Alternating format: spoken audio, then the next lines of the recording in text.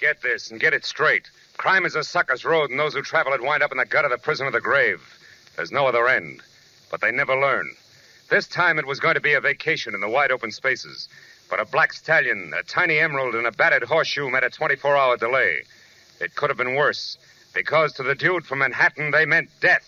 From the pen of Raymond Chandler, outstanding author of mystery, comes his most famous character and crime's most deadly enemy, as we present The Adventures of Philip Marlowe.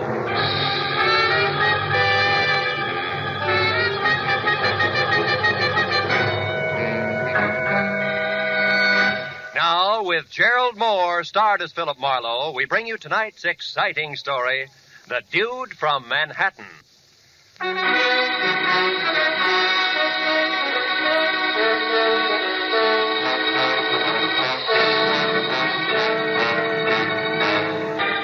Every so often, life in the city seems to boil down to nothing but noise and concrete, where all a deep breath does for you is to pack more exhaust fumes into your lungs.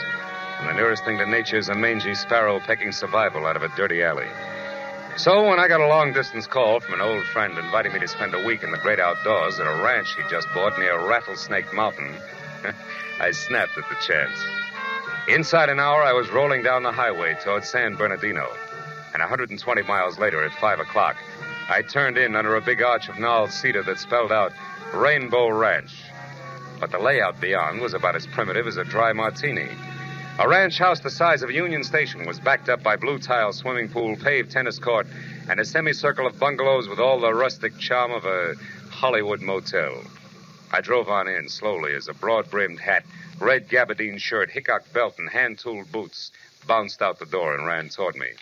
It was my host, the ex-hotel man, Harold R. Lawson. Oh, rascal. How are you, boy? I am sure glad you could make it. File out, and I'll show you around. Hey, what is all this, Harold? From your phone call, I expected a shack with oil lamps, a wood stove, and at least a few head of cattle. Oh, you mean I didn't tell you? Why, this is a guest ranch, Phil. Guest ranch. The best in the West. Oh, brother. Oh, and incidentally, don't call me Harold. No, huh? Bad atmosphere for the dudes. The name's Buck now. Buck Lawson. Buck? Oh, no. Oh, I got a real spread here, Phil. Real spread. 14 big cabins, string of 30 horses, stables down there. Yeah. Oh, hello, Buck. Beautiful day, isn't it? Howdy, folks. Sure is. Mr. and Mrs. Doverman. He's a big van and storage man in L.A. Oh. As I was saying, thunder! Who's coming? Red Rider? Not funny, Phil, not funny. Look, it's thunder. Oh, that black devil, he's loose again. That horse will kick the fence down if those fools don't hold him. Hey, that's some animal. He's a beauty. Yes, and a renegade. A skittish, temperamental bronco with anybody but Virgil Sawyer. Yeah? Oh, they got a rope on him now. That'll hold him, huh? Not for long.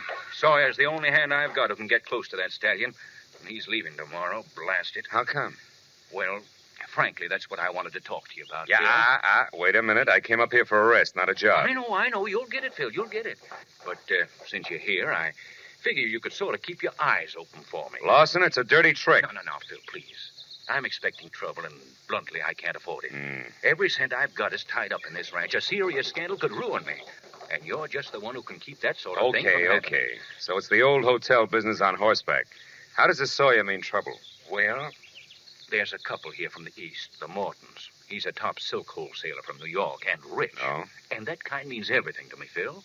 But his wife, Judy, an ex-dance instructor with Arthur Murray back east, she's bored stiff out here. And the upshot of it all is that somehow... Somehow she and your cowboy Sawyer started making eyes at each other, and the husband got nasty about it, huh? How did you know that? Yeah, well, it's standard, like a B-picture plot. Well, anyway, they came to blows this morning. Maybe Virgil's innocent, maybe not, but I can't take a chance, so I fired him. Ordered him to pack and get off the place by tomorrow. Well, that's that. What are you worried about? Plenty. Sawyer's a proud man, Marlowe. He was furious. He threatened to get even. I'm not sure he means it, but if he does, well, that's what we have to look out for. We, huh? Now, look, Buck, you built me into coming up here, and I got a good notion to turn around... Wait. Hold it, Phil. What's the matter? You see that couple going into cabin number 8? Yeah? That's the couple I'm talking about. The Mortons, Paul and Judy. Cabin 8, huh? Don't tell me. Just let me guess. Yeah. Yeah. You're right, Phil. You've got number 7. Okay. Yeah, sure. Number 7 it is. I'll be seeing you, Buck.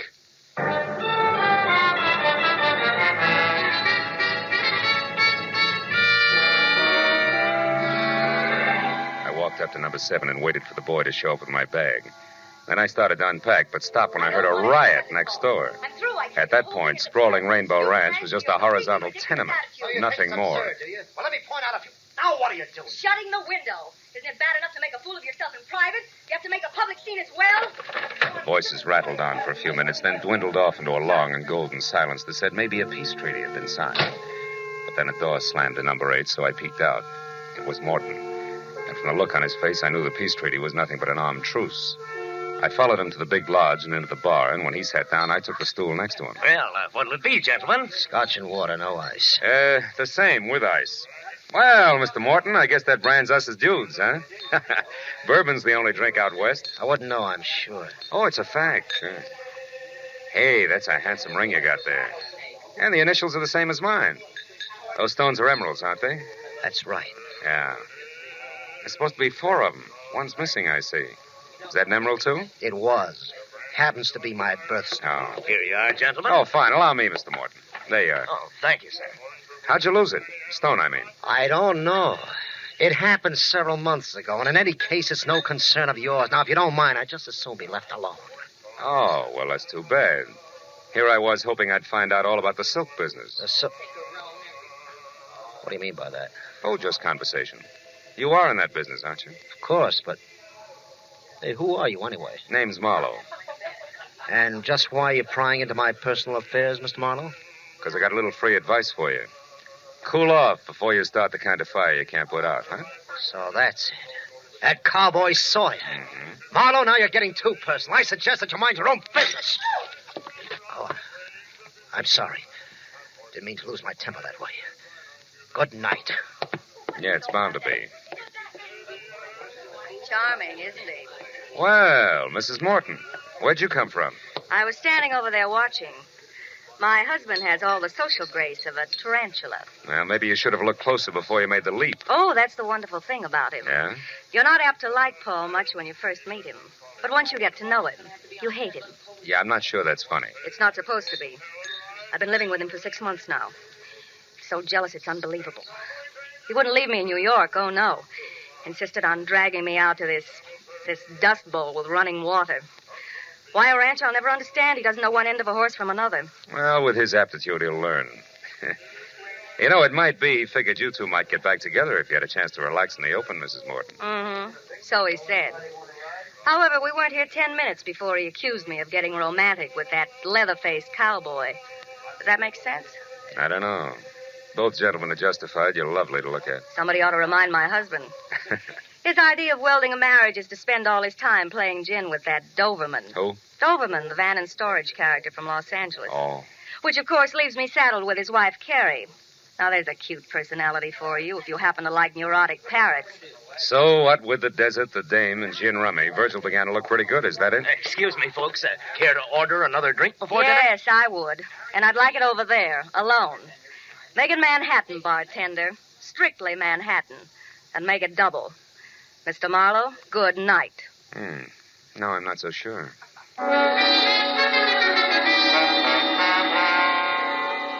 It was almost dark when I left the bar and headed down to the bunkhouse where the working personnel of Rainbow Ranch called home.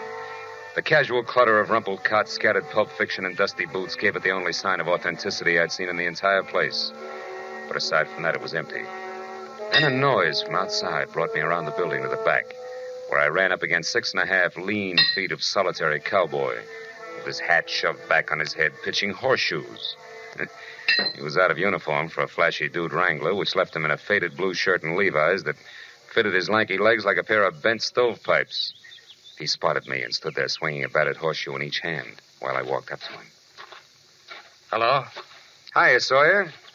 A little dark for horseshoes, isn't it? Little. Hey, you're good. Good at horses, too, huh? I understand you're the only man who can handle that black stallion, Thunder. Yeah. What's the secret? No secret. Just have to treat him right. What's on your mind, mister? The fact that you're leaving tomorrow. I reckon you better keep out of my business. Now, look, Sawyer, it takes at least 2 to make a fight. And fights are poison to Buck Lawson. So? I don't like to see my friends poisoned. Now, why don't you take it easy, huh? Lay off. Keep your nose clean. I don't know who you are, mister, but I'll tell you this anyway, seeing as you're so interested. I'm leaving here tomorrow, all right. And I'm going to square up with a couple of folks first before I go. I got a raw deal here, and I'm just not the kind to take it laying down. What do you mean, raw deal? You're a big boy now. You ought to know better than to get yourself all involved. I'm not much for conversation, fella, but I'm going to say something real plain so you'll be sure to sally. Oh!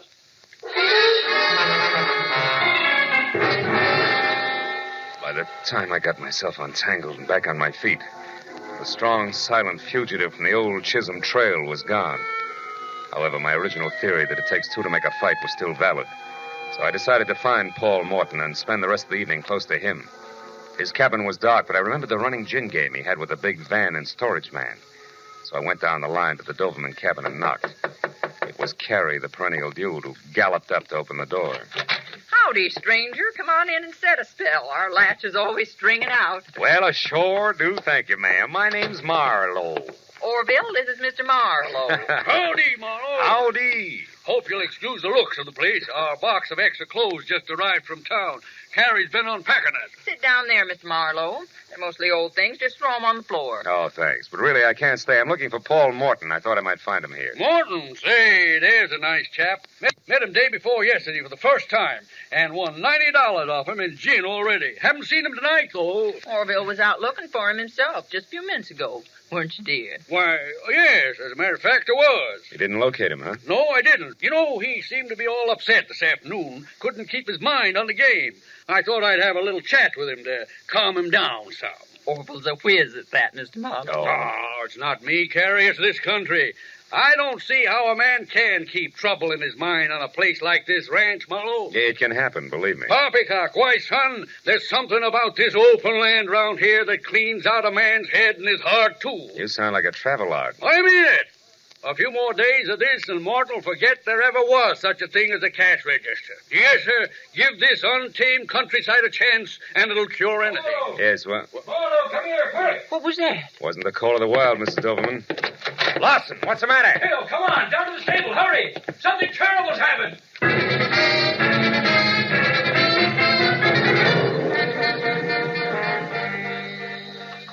How'd you find out about it, Lawson? One of the boys told me. Heard Thunder raising a terrible fuss. Come over to check, but by then it was all over. Give me the lantern, Harold, will you? Here you are. Holy smoke. It's Paul Morton, all right. He's been trampled to death. Oh, it's a ghastly accident. And it's all my fault, Phil. I knew Thunder was dangerous, and I didn't get rid of him. All right, take it easy. Take it easy. Well, There's a lot of questions to be answered before anybody takes the blame. Hey, wait a minute. Look at this. Here by the gate. Oh, it's just a horseshoe. Stables are full of them, Phil. Yeah, not like this one. Look at it. It's all battered up. Well, all right, it's battered. Well, what's that supposed to mean? Nothing yet.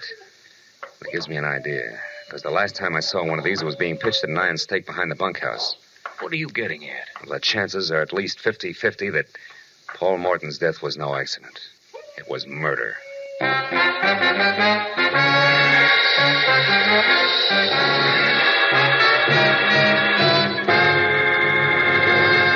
In just a moment, the second act of Philip Marlowe. But first, perfect musical settings for a Sunday before the 4th will be yours tomorrow afternoon.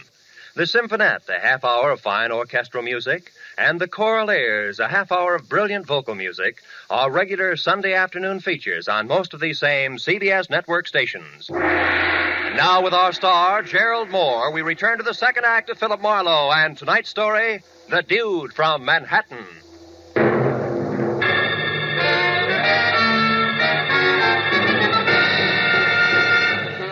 When I labeled Paul Morton's death something worse than an accident, Lawson's mouth fell open and the muscles in his face jerked as his eyes moved slowly from me out to the now quiet black stallion in the corral, who somehow or other seemed to sense the death at our feet. Then, as the trembling man's lips silently formed the word murder, he gestured for me to help him carry Morton's body out of the stable. After that, he looked at the dead man's broken face once more, said he was going to call the sheriff's office, and hurried away. A minute later, Judy Morton stepped into the small circle of light that surrounded what only a short time ago had been her husband. But except for a thin line of perspiration above her lips, she was no different than when I'd seen her last. I just passed Buck on my way down here. Told me my husband was dead. Did he tell you anything else, Judy? About how Paul died, I mean? No. It was a stallion, wasn't it? An accident? I doubt it. Why, Marlowe? For one thing, this horseshoe, too close to the body.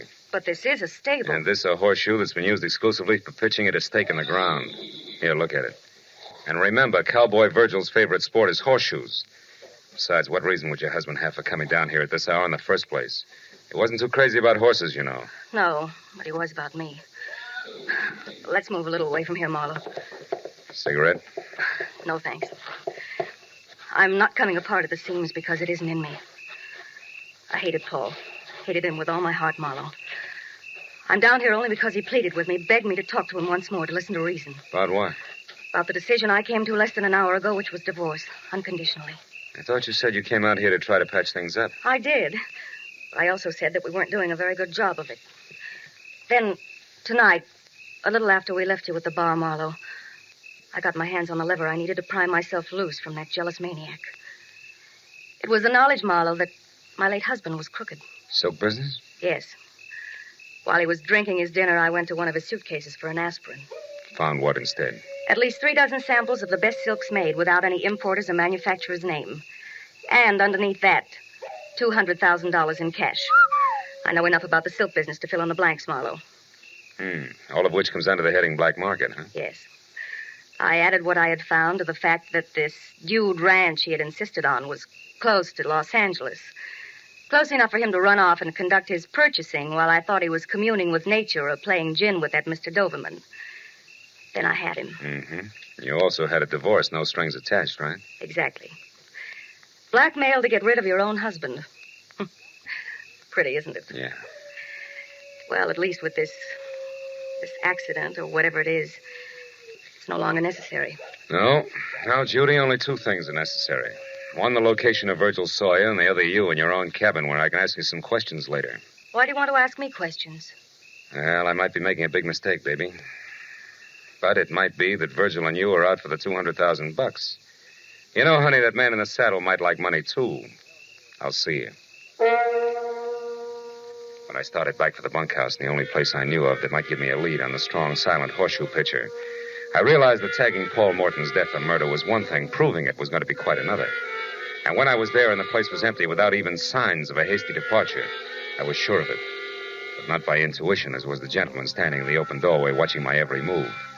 Orville Doverman, champion of the wide open spaces, didn't believe that a clean-cut cowboy could be guilty of anything more unrefined than spitting on a pot-bellied stove. Well, I think you're crazy. Buck told me about your finding that horseshoe next to Morton's body and the conclusion you jumped to from there. You're being very hasty, boy, and that's dangerous, and that's the reason I'm here. I don't believe in necktie parties. Necktie a man's got a right to a fair trial. Hey, hold it. Nobody said anything about lynching your hero. Huh? I want to find Sawyer, so that if I'm right, we can save the state the time and trouble of a manhunt. But since you brought it up, Vigilante, don't scramble for conclusions too quickly yourself. I happen to have a little more to go on than the relative position of a horseshoe. Not that idle gossip that's going around. The same. But at the moment, it figures 2 ways. Virgil's unhappy enough with the status quo to liquidate the city slicker. Or Virgil and the squaw light out after a clean start the hard way. Choose one. Nonsense, Marlowe. In either case, and especially the stupid suggestion that the girl and Virgil Sawyer are in cahoots, that I can't believe. Well, sentimental reasons I can't either. Besides, Judy Morton found out enough about her husband within the last hour to make murder for freedom's sake very unnecessary. She learned he was a crook, Mr. D, if you can stand the disillusionment. Oh, now, Marlowe. Yes, and shady dealings in silk. Judy didn't go into details about it, but I gather she found out enough to make him sit up and take notice. And that brings us right back to Virgil, boots, saddle, and all. Yeah, it does, sort of. And we'll argue the fine points later. But right now, Mr. Doverman, if you want to make sure that everybody gets a square deal, get close to Judy's cabin and stay there. Sentry duty, your object. Oh, all right. And if I'm wrong about the cowboy, you've done nothing worse than waste your time. Goodbye.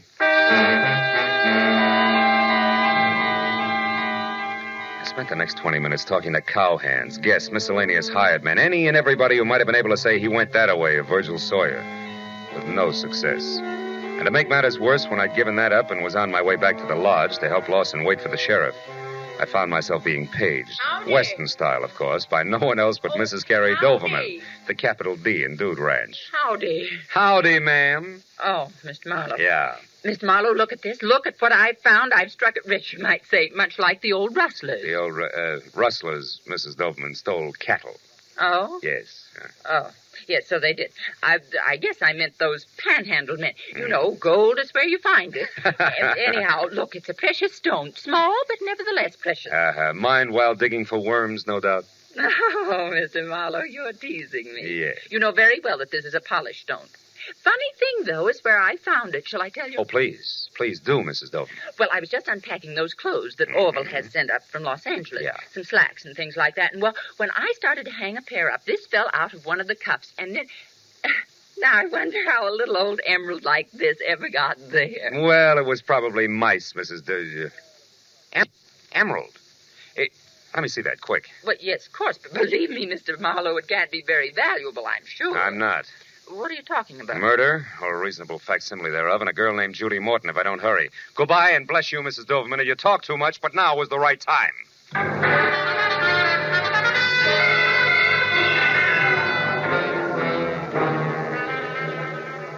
As I ran for Judy's cabin, I didn't know any more about the whys and wherefores of Paul Morton's death than I had before I made small talk with Mrs. Doverman. But I did know that unless Lady named Luck and I were on the same team, the Rainbow Ranch was due for a second corpse. And when I was close enough to the rough oak door, numbered 8, and Orville Doverman, whom I'd asked to stand guard, was nowhere in sight. The full impact of that responsibility sank into where the wingtips on the butterflies in my stomach were scratching at my hip pocket, until I moved in still closer, and there in the light of a single lamp that was halo enough for me, I saw the girl from Manhattan, nervously lighting one cigarette from the end of another. But more important, very much alive. I didn't bother knocking. Marlowe, what are you doing here? What am I doing here? Honey, I'm uncrossing fingers and toes alike. You know, they've been that way since I realized that I opened my mouth too wide, too soon, which put you right smack on what used to be known as the spot. Oh, so that's the way it happened. Yeah, that's the way it... Now, look, Judy, baby, you can't know what I mean yet. It's Doverman, honey, the gin player with all the moving vans. He's the one your husband was buying that black market silk from.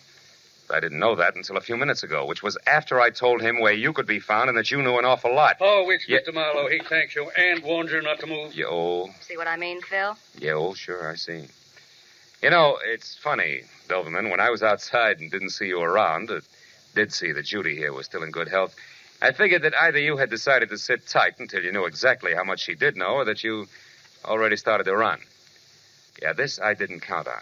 And this, Marlowe, should point up what I said earlier about your jumping to conclusions. It's dangerous. Handling hot silk is child's play. Huh? It has been for me for 20 years, Marlowe. For your husband, Mrs. Morton, it was much more. That's why I had to come to you like this. That's why I had to know if his stupidity went so far that even you knew of me. You shouldn't have bothered Mr. Doverman. I didn't. No, but you see, Marlowe did. That leaves me even. Correction, Doverman. Paul Morton's dead. You're out in front. I didn't kill Morton, Marlowe, and neither did Virgil Sawyer. I saw it all, my friend. So I can tell you that the man who killed Paul Morton was Paul Morton himself. Suicide? Are you out of your mind? No, not suicide, Mrs. Morton. Merely a plan for murder that backfired. The intended victim was you, his wife. Oh, no. Keep talking, Doverman. Why, Marlowe?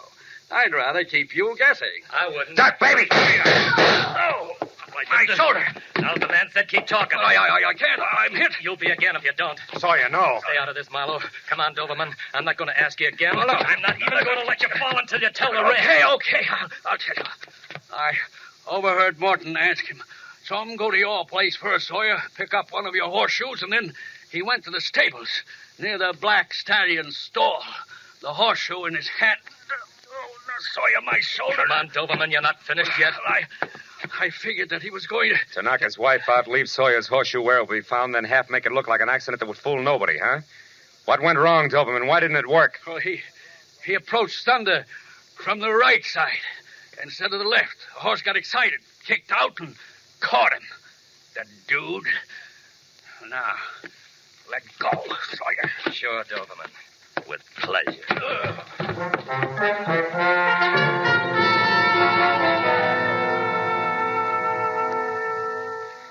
It was a slow but steady 2 hours of first aid and questions and answers mixed with a San Bernardino deputy sheriff who couldn't quite get over it before Orville Doverman was on his way to a hospital that featured barred windows. Mrs. Doverman, a complete innocent, was on her way back to Los Angeles. And Buck Lawson, Judy, and I were in the bunkhouse, watching Virgil Sawyer watch a pot full of water boil for coffee, ranch style. Well, you know, you can't ever tell, Marlowe. This whole thing might have just the right effect. Oh. Put the ranch on the map, I mean. After all, it was a genuine 100% cowboy who saved the day for us. Mm-hmm. Oh, no, that's not right, Buck. Huh? It was Marlowe here. I only followed him. coffee's ready, folks. Oh, that's for me. Good. Let's go. What did make you go up there, Mr. Marlowe? Oh, a little precious stone, Virgil. An emerald that once fell out of Paul Morton's initialed ring. But, Marlowe, that happened a long time ago, 3-4 months. It was just after Paul had returned to New York from Los Angeles. Yeah, and negotiations with Doverman. You see, honey, it was Mrs. Doverman, really, who found the missing emerald tonight and a pair of slacks that Orville had sent up here. Then that was proof that Paul must have been with Doberman in Los Angeles before. Yet they claim to have met for the first time here at the ranch. Yeah, that's what they claimed. That plus what you told me, Judy, made the man with the moving van's it. And, hey, Virgil, that coffee's hot. But it's good. Well, anyway, since I told Doverman where you were and that you knew your husband had been dealing in black market silks, he took his cue accordingly. Yes, and fortunately, yours. Well, that makes it 2 people who tried to kill me tonight. My husband and his partner. Seldom is heard a discouraging word. Oh, fine. And the skies are not cloudy all day. Good night, gentlemen.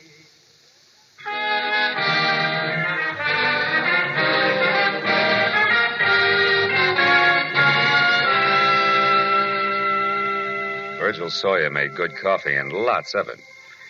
So another hour went by before we finally broke up, and I was outside smoking a cigarette and strolling toward my cabin in the start of a vacation that already had been postponed too long. But halfway there, I stopped at the sound of raised voices ahead of me. A man and a woman were arguing violently, and a little away from them, on the porch of my cabin, watching the battle of the sexes with consternation while he waited for me, was Buck Lawson, mine host. I turned quickly and hurried back to the bunkhouse where I knew Virgil Sawyer would put me up for the night. Where I knew that early the next morning, I could sneak off, find a quiet, cool stream, and fish. A coyote high in the hills someplace said I had the right idea.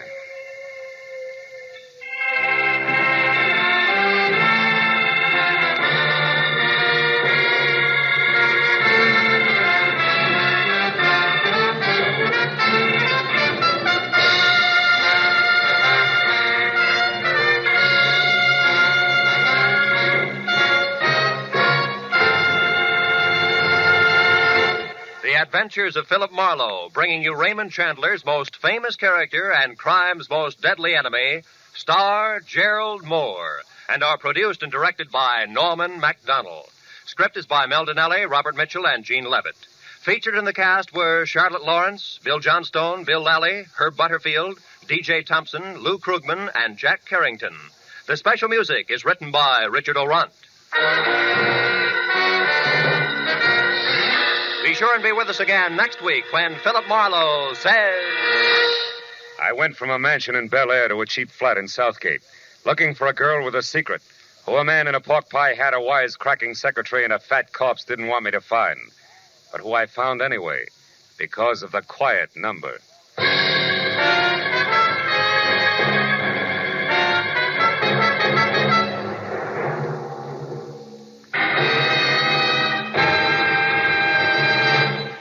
Three highly individual, highly entertaining mystery adventure shows stand high among the top shows on CBS every Sunday.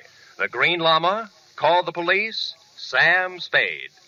Go adventuring with them every Sunday when they come to you over most of these same CBS stations. This is Roy Rowan speaking. Now, stay tuned for Gangbusters, which follows immediately over most of these same CBS network stations.